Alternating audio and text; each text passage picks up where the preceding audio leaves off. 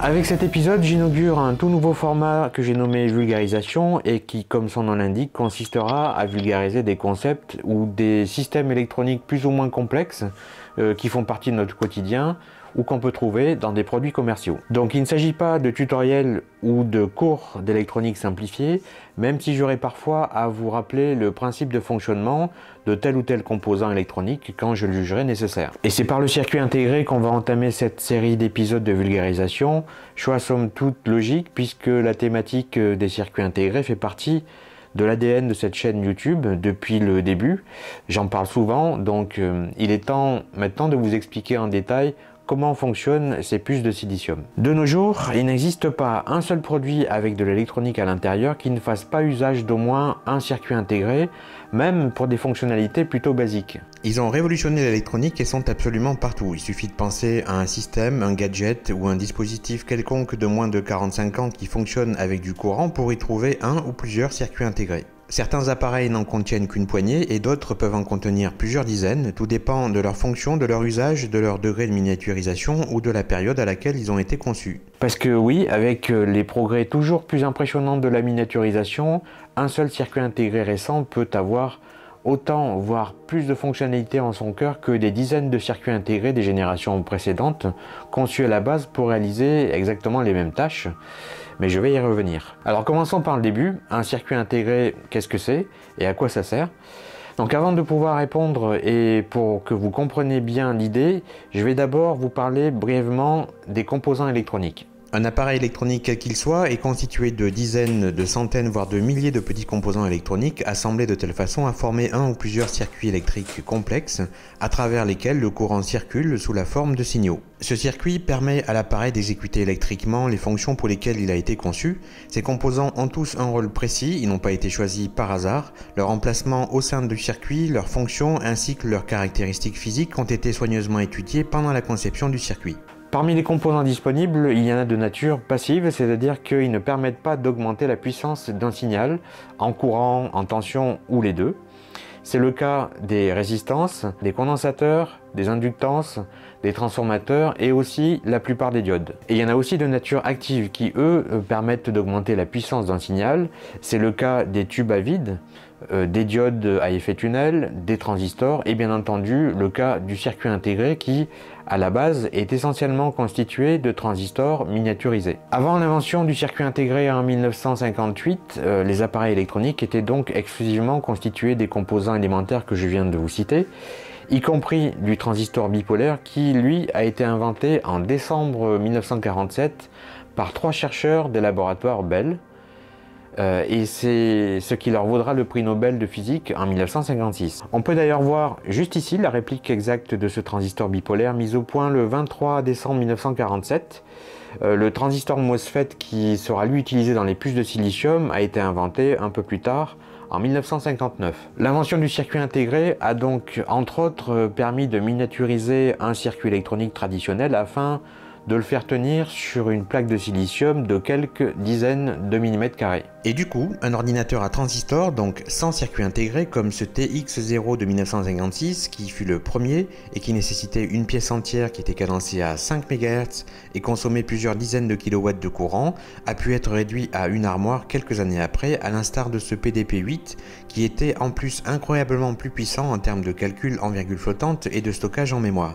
Donc les avantages sont nombreux et palpables par rapport à des systèmes sans circuit intégré. Taille réduite qui ouvre la porte à la miniaturisation et l'amélioration de gros appareils, consommation de courant et dissipation thermique beaucoup plus faible, coût de fabrication qui diminue avec la quantité, etc. Et rapidement, cette technologie s'est généralisée. La miniaturisation de l'électronique classique sous forme de circuit intégré a touché tous les domaines, ce qui a boosté le perfectionnement de ce processus de miniaturisation, et c'est comme ça qu'est apparu le premier microprocesseur commercial de l'histoire en 1971, le 4004 d'Intel, et là aussi je vais y revenir dans un instant. Historiquement, ce qu'il faut retenir, c'est qu'après Shockley et son équipe, il y a 3 autres hommes qui ont bouleversé le champ de la physique des semi-conducteurs pour aboutir au circuit intégré qu'on connaît aujourd'hui. Jack Kirby, ingénieur chez Texas Instruments, c'est à lui qu'on doit officiellement le principe du circuit intégré en 1958, ce qui lui vaudra de recevoir le prix Nobel de physique en 2000.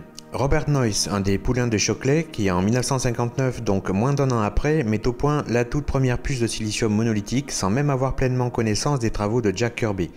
Noyce sera d'ailleurs un des 3 fondateurs d'Intel en 1968. Le troisième homme est Mohamed Attallah, qui n'est autre que le co-inventeur du transistor MOSFET en 1959 dans les laboratoires Bell et qui sera définitivement adopté dans les circuits intégrés à partir de 1963. Voilà, donc si je devais donner ma définition du circuit intégré, je dirais qu'il s'agit d'une fine plaque d'une surface de quelques millimètres carrés qui est un substrat de silicium dopé sur lequel a été gravé un très grand nombre de composants élémentaires ultra miniaturisés et interconnectés entre eux par des fils métalliques pour former une circuiterie. J'ai entre les doigts un de ces circuits intégrés, c'est cette plaque qu'on appelle plus communément puce de silicium. Celle-ci mesure 4 mm sur 4. Je ne sais plus de quel boîtier je l'avais extraite, il faudrait que je revérifie au microscope. En tout cas, elle a été fabriquée dans les années 90 et contient plusieurs millions de transistors. Il faut savoir qu'aujourd'hui, en 2020, la puce la plus puissante jamais fabriquée est cette FPGA Xilinx Virtex VU37P qui ne contient pas moins de 35 milliards de transistors gravés en 16 nanomètres.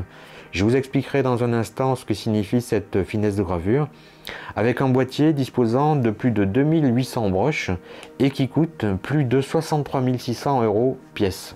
Une puce de silicium est un composant extrêmement fragile et rarement laissé exposer sans protection. Elle est généralement protégée et placée dans un boîtier en résine de polyépoxyde pleine ou dans un boîtier en céramique pour ceux dont la dissipation thermique est importante. Sur certains produits grand public fabriqués en masse pour pas cher, les fabricants utilisent même une simple goutte de polyépoxyde en guise de protection afin de limiter au maximum les coûts de fabrication du produit final. Les multiples connecteurs d'entrée-sortie d'un circuit intégré qui, pour des raisons évidentes, sont toujours placés à la périphérie de la puce sont reliés par des minuscules fils de cuivre, d'or ou d'argent à des broches qui mènent vers l'extérieur du boîtier. Il existe plusieurs sortes de boîtiers et selon le type, ces broches peuvent être des pattes, des pads ou encore des petites billes de soudure. Il y a aussi des boîtiers qui sont soudés au circuit imprimé en trous traversants et d'autres qui sont soudés en surface. Il arrive très souvent qu'un circuit intégré complexe de type CPU, MCU, DSP, FPGA, etc. ait besoin d'être cadencé par un signal externe qu'on appelle signal d'horloge afin de faire battre son cœur à un rythme régulier. Pour ça, on utilise un quartz qui est ce composant-ci et qui a la propriété d'osciller à une fréquence stable lorsqu'il est stimulé électriquement. Ça s'appelle une propriété piézoélectrique. Il existe des quartz et des oscillateurs à quartz de différents types et de différentes fréquences.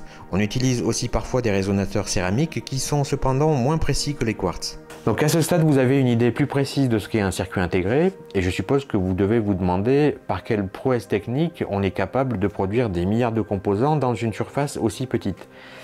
Cette technique s'appelle la photolithographie. Alors la photolithographie, c'est l'ensemble des étapes et des opérations successives qui vont permettre de transférer une grande image vers un substrat de silicium. En l'occurrence, cette image contient le dessin de toute la circuiterie du circuit intégré sous la forme de plusieurs masques superposés. Alors c'est une technique extrêmement compliquée avec énormément d'étapes qui nécessiteraient à elle toute seule un épisode entier pour la vulgariser. Donc je serai amené à en faire un sur ce sujet parce que c'est une question qui m'est très souvent posée et ça sera au moins répondu une fois pour toutes. Mais pour l'épisode actuel, retenez juste une chose. On extrait le silicium qui se trouve dans le sable pour en faire un bloc de silicium pur qu'on découpe ensuite en fines tranches qu'on appelle wafer. Et ce sont sur ces tranches de silicium que s'opère la photolithographie. Je possède d'ailleurs plusieurs de ces wafers, donc je peux vous montrer à quoi ça ressemble en détail. Par exemple, celui-ci mesure exactement 15 cm de diamètre et moins de 1 mm d'épaisseur. Le circuit intégré qu'il contient est un microcontrôleur TMS de chez Texas Instruments de 1997, dupliqué sur 157 puces identiques. Chacune de ces puces est individuellement testée par un bras robotisé et celles qui seront complètement fonctionnelles seront découpées au laser et placées dans un boîtier. Et avant d'aborder le fonctionnement d'un circuit intégré d'un point de vue microélectronique, je vais d'abord vous parler rapidement des différents types qu'on peut trouver. Mais comme il serait absolument impossible de tous les énumérer tellement ils sont nombreux et diversifiés, je ne vais me limiter qu'aux plus utilisés. Déjà, il faut distinguer deux grandes familles de circuits intégrés, les analogiques et les numériques. Mais il y a aussi les mixtes qui ont un petit peu des deux, à l'instar des ADC, les convertisseurs analogiques vers numériques ou des DAC, les convertisseurs numériques vers analogiques. Dans la famille des numériques, on a d'abord les mémoires volatiles qui perdent leurs données lorsqu'elles ne sont plus alimentées électriquement. Ensuite, il y a les mémoires non volatiles qui préservent leurs données même quand elles ne sont plus alimentées électriquement. On continue dans les circuits intégrés numériques avec CPU, MCU, GPU, APU, CPLD, FPGA, DSP, ASIC, SOC, ADC, DAC et les portes logiques multiples. Sachant que le principe des portes logiques est à la base de tout ce que je viens d'énumérer en dehors des mémoires, bien qu'il y en ait aussi un petit peu dedans, mais je vais vous l'expliquer dans un instant en abordant le fonctionnement d'un circuit intégré. Maintenant qu'on a vu les catégories de circuits intégrés numériques, on passe aux analogiques, et en tout premier lieu, on pense surtout aux amplificateurs opérationnels et aux régulateurs de tension, tant ils ont une place importante dans l'électronique analogique. Mais on trouve aussi les timers, les comparateurs, les boucles à verrouillage de phase, qu'on appelle les PLL, les multiplexeurs, démultiplexeurs, les compteurs, les contrôleurs LCD, les décodeurs 7 segments, etc. On peut aussi ranger dans cette famille les capteurs CCD et CMOS, ainsi que les MEPS, qui sont même un petit peu à part parce qu'ils intègrent des parties micromécaniques articulées sur leur puce de silicium. J'ai d'ailleurs déjà fait 2 vidéos par le passé sur les MEMS, j'ai mis le lien en description. Voilà, je rappelle que je n'ai listé là que ce qui me semble les plus importants, car ce sont les plus couramment exploités, mais il y en a aussi d'autres types moins couramment utilisés. Bon, maintenant que vous avez une idée plus concrète de ce qu'est un circuit intégré, je vais vulgariser son principe de fonctionnement tout en restant le plus précis possible. Mais pour ça, je dois auparavant aborder le principe de fonctionnement d'un transistor MOSFET tel qu'il existe dans un circuit intégré. Et pour ça, j'ai fait cette représentation schématique d'une tranche de circuit intégré à un niveau nanométrique. Donc ce que vous voyez là, c'est un seul transistor de type N qui ne mesure que quelques dizaines de nanomètres. Donc un MOSFET est pour ainsi dire un simple commutateur guidé électriquement en tension qui permet ou ne permet pas à un courant de passer entre 2 points de contact. Ces 2 électrodes sont appelées source et drain.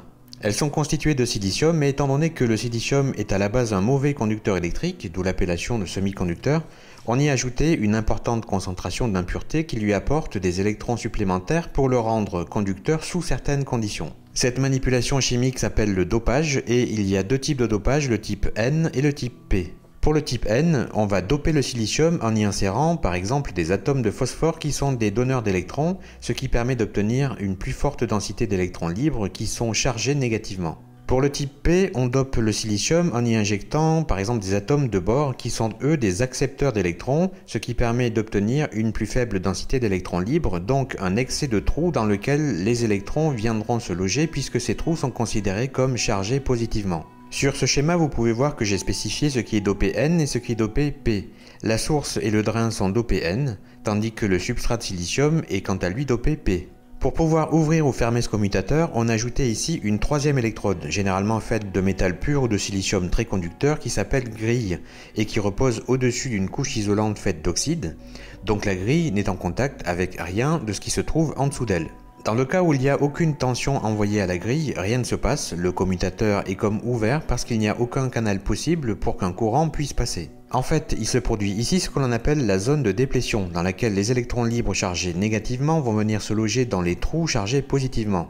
Donc aucune liaison n'existe entre source et drain. À partir du moment où on va appliquer une tension positive suffisante à la grille, disons à partir de 1 volt ou 2 selon les caractéristiques du transistor, il va se produire un champ électrique suffisamment élevé pour qu'un courant électrique se forme entre source et drain. En fait, les électrons négatifs de source et drain dopés type N vont être attirés par la tension positive de la grille juste au-dessus et franchir la zone de déplétion pour venir s'accumuler et former un canal tout le long de l'isolant dans lequel ils vont pouvoir circuler, reliant source et drain et produire ainsi un déplacement de charge électrique entre ces 2 électrodes. Et bien entendu, plus la tension de la grille sera élevée et plus l'accumulation d'électrons entre source et drain sera importante et donc plus la charge électrique circulant entre ces 2 électrodes sera grande. Voici une vue au microscope d'un ensemble de transistors vus de dessus que l'on peut observer dans un vieux microprocesseur Intel 8086. Les couches de connecteurs métalliques ont été retirées. Pour une référence d'échelle, le petit rectangle noir à gauche représente une distance de 10 micromètres. J'ai cerclé en vert toutes les grilles présentes dans ce bloc, il y en a 21 en tout, donc on a une image qui montre 21 transistors MOSFET. Maintenant, j'ai détouré en vert la région qui représente le silicium dopé et tous les petits ronds sombres que vous voyez sont des vias par lesquelles les couches de métal sont connectées. Maintenant, une petite précision concernant ce que l'on appelle la finesse de gravure. Vous avez peut-être déjà entendu dire que ces circuits intégrés sont gravés en 22 nanomètres ou 14 nanomètres ou encore 10 nanomètres et aujourd'hui on parle de 7 voire même de 5 nanomètres. Eh bien, ces valeurs représentent la distance qui sépare la source du drain. Donc, si on imagine que ce schéma est à l'échelle d'une finesse de gravure de 10 nanomètres, ça veut dire qu'entre ce point-ci et celui-là, il n'y a que 10 nanomètres. Et quand on sait qu'un atome de silicium mesure 220 picomètres, soit 0,22 nanomètres, cela veut dire que ces deux points ne sont en fait séparés que par 45 atomes de silicium. Donc on est aujourd'hui capable de travailler à l'échelle atomique pour ce qui est de la fabrication des circuits intégrés. Et ce processus de fabrication n'est pas du tout utilisé pour des technologies expérimentales, militaires ou autres, hein. Non, non. Par exemple, au cœur de ce smartphone Oppo Find X2 Pro se trouve un SoC, qui est un système on chip Snapdragon 865 de chez Qualcomm, qui est gravé en 7 nanomètres. Et pour vous donner un ordre d'idée, il y a seulement 20 ans, donc en 2000, Intel gravait en 180 nanomètres son Pentium 4 fraîchement sorti. Et à ce rythme, d'ici 4 à 5 ans, la finesse de gravure atteinte sera tellement faible qu'il n'y aura plus que 4 à 5 atomes de silicium qui sépareront source et drain. Et à partir de là, nous aurons à faire face à de sévères problèmes qui seront du domaine de la mécanique quantique. Bref, on va maintenant pouvoir aborder ce qui est la raison d'être d'un circuit intégré numérique, les fonctions logiques. Il est capable d'en effectuer beaucoup et extrêmement vite. Et quand je dis extrêmement vite, ça peut être jusqu'à plusieurs milliards par seconde. En fait, c'est à partir de ces fonctions logiques complexes qu'il va être en mesure de traiter l'information qui circule à travers lui sous la forme d'un signal électrique. Alors, il existe deux grands types de fonctions logiques, celles qui sont dites combinatoires, qui sont basées sur le calcul booléen, et celles qui sont dites séquentielles et qui résultent de l'association de plusieurs fonctions logiques combinatoires dont les résultats ne dépendent pas seulement des données en train d'être traitées, mais aussi des données traitées précédemment. L'informatique fait bien entendu un usage intensif de ces fonctions logiques séquentielles. Alors, je ne vais pas ici rappeler le calcul booléen qui est à la base de ces fonctions logiques, sinon cette vidéo finirait jamais. Par contre, je vais vous les expliquer dans le contexte d'un circuit intégré. D'un point de vue électronique, ces fonctions logiques combinatoires sont mises en œuvre sous forme de portes logiques. Ce tableau fait défiler 9 types connus de portes logiques. Pour chacune de ces portes, on trouve le symbole américain, le symbole européen, la notation de l'opération booléenne correspondante, ainsi que la table de vérité. Personnellement, j'ai toujours préféré le symbole américain que je trouve plus facile à retenir. On retrouve donc les fonctions et, ou, non, non et, qu'on appelle aussi NAND, non ou qu'on appelle aussi NOR, ou exclusif qu'on appelle aussi XOR, puis non ou exclusif, et enfin la fonction faux, où tout est faux, peu importe les valeurs d'entrée, et son inverse, la fonction vraie. Et à partir de ces 9 fonctions, on sait aussi bien fabriquer une basique montre à quartz que le plus puissant ordinateur du monde. Électroniquement parlant, c'est en combinant et en interconnectant plusieurs transistors entre eux et selon certaines configurations adéquates que l'on obtient ces portes logiques. Et plus il y aura de transistors avec les bonnes configurations, plus on obtiendra de portes logiques et plus le circuit sera en mesure de réaliser des tâches complexes. Je vous ai présenté il y a un instant le fonctionnement d'un transistor MOSFET. Il en existe deux types qui fonctionnent de manière complémentaire, le NMOS et le PMOS. Comme on le voit sur ce schéma, le NMOS est passant si sa grille est au niveau logique haut, alors que le PMOS c'est l'inverse, il est passant quand sa grille est au niveau logique bas. Et au niveau du symbole, le PMOS a un petit rond supplémentaire à sa grille, ce qui le différencie du NMOS. Voici quelques exemples de portes logiques faites à partir de ces transistors. Cette configuration à base de 2 NMOS et 2 PMOS permet d'obtenir une porte NAND. On a les deux signaux d'entrée A et B ici, et le signal de sortie ici. Ces deux rails représentent la tension positive, qu'on symbolise par le 1, et la masse, symbolisée par le 0. Cette configuration-ci, aussi à base de 2 NMOS et 2 PMOS, nous donne une porte NOR avec les signaux d'entrée ici et le signal de sortie ici. Une porte E peut être construite à partir de 6 transistors, 3 NMOS et 3 PMOS selon cette configuration. De même d'ailleurs qu'une porte OU que l'on peut aussi obtenir à partir de 3 NMOS et 3 PMOS dans cette combinaison-ci. La porte OU exclusif est un poil plus complexe, il faut 14 transistors, 7 de chaque type. Les signaux d'entrée A et B sont ici et le signal de sortie est là. Bref, vous avez compris le principe et pour ce qui est des portes E et OU à entrée multiple, le principe reste le même. On combine les portes logiques adéquates. Par exemple, voici une porte à 16 entrées qui a besoin de 5 portes NOR et 10 portes NAND. ce qui fait un total de 60 transistors. Et pour conclure cet épisode, et pour une raison un petit peu symbolique, on va s'attarder sur le tout premier microprocesseur commercialisé de l'histoire, le fameux Intel 4004. Alors, je n'en possède pas malheureusement parce que c'est une pièce très rare et très prisée qui se trouve rarement à moins de 1000 € sur eBay, mais j'ai quand même pas mal de choses à vous dire à son sujet. Il est sorti en 1971 et a initialement été conçu par Intel pour être au cœur d'une calculatrice de la marque Busicom. Et à partir de 1972, une fois l'exclusivité du contrat avec Busicom échue, Intel a pu le vendre séparément en tant que microprocesseur. Sa puce de silicium d'une surface de 12 mm² contient 2250 transistors avec un adressage de 4 bits et sa finesse de gravure est de 10 micromètres, soit 1000 fois plus grand que ce qu'on pratique aujourd'hui. Donc, en à peine 50 ans, on est arrivé à réduire la miniaturisation des composants électroniques qu'on grave sur un substrat de silicium de 1000 fois leur taille. En 50 ans. Il n'y a pas beaucoup d'industries qui peuvent se vanter d'une telle prouesse technique en un laps de temps aussi court. À lui tout seul, il égalait la puissance de calcul du tout premier ordinateur ENIAC de 1945 qui pesait 30 tonnes et dont la consommation électrique gargantuesque était de 158 watts du fait de ses 106 000 composants électroniques dont plus de 17 000 tubes à vide. Et ce genre de comparaison montre bien à quel point l'invention des circuits intégrés à la technologie CMOS a été révolutionnaire parce que dès les années 70, on est arrivé à mettre dans un boîtier de cette taille-là autant de puissance de calcul qu'une machine encombrant 167 m² en 1946. Et petite parenthèse, son concepteur est l'ingénieur italien Federico Faggin, qui sera aussi l'architecte du premier CPU 8 bits, le 8008, l'année d'après, puis ensuite du 4040 et du 8080 en 1974, puis qui partira de chez Intel pour fonder Zilog et créer le fameux Z80 en 1976. Voilà, donc à lui tout seul, ce monsieur a juste conçu quelques-uns des processeurs les plus marquants des années 70. Voilà. J'ai retrouvé le schéma électrique complet de ce processeur que voici. On peut ainsi rapidement se rendre compte de la complexité des interconnexions entre les différents transistors. Et dites-vous bien qu'il s'agit là du tout premier, donc du plus simple des microprocesseurs de notre histoire. Alors, comme c'est une vidéo de vulgarisation sur les circuits intégrés et non pas sur les microprocesseurs, je ne vais pas rentrer ici dans le détail de son architecture. Mais toutes les parties fondamentales y sont déjà. Registre, bus de données, accumulateur, décodeur, unité logique, buffer d'entrée-sortie, mémoire ROM, etc. Attardons-nous maintenant un instant sur son circuit intégré. Chacun des petits connecteurs à la périphérie est relié à une de ces broches et il y en a 16 en tout. À titre indicatif, voici à quoi chaque broche fait référence par rapport à son manuel technique. Le voici en détail en observation optique au microscope de surface. On voit aussi en haut à droite une petite signature, il s'agit des initiales FF de son concepteur. Donc ceci est la résultante gravée sur une puce de silicium de 12 mm² en 1971 du schéma électrique que je vous ai montré il y a quelques secondes.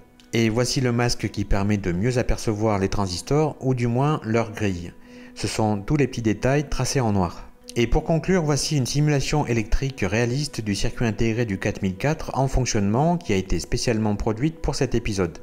Dans cette simulation, le 4004 exécute un programme simple qui provoque le remplissage de ses registres. Le passage du courant à chaque cycle dans les différentes parties provoque un flash de la circuiterie concernée ainsi que des transistors sollicités. Et dites-vous bien aussi que nous ne sommes pas à sa fréquence d'horloge réelle de 740 kHz dans cette animation, parce que sinon vous ne verriez pas ce qui se passe tellement ça irait vite. Voilà, on en a terminé avec ce premier épisode de vulgarisation. J'espère que vous avez quand même pu suivre mes explications. Pour finir en beauté, je vais faire défiler pendant quelques secondes quelques photos de la puce de silicium de certains circuits intégrés plus ou moins récents. Et vous allez voir, certaines ressemblent carrément à des œuvres d'art. N'hésitez pas à commenter et si vous l'avez apprécié, mettez-y un pouce vers le haut. Tout ça aidera à son référencement YouTube. Et quant à moi, je vous dis à très bientôt.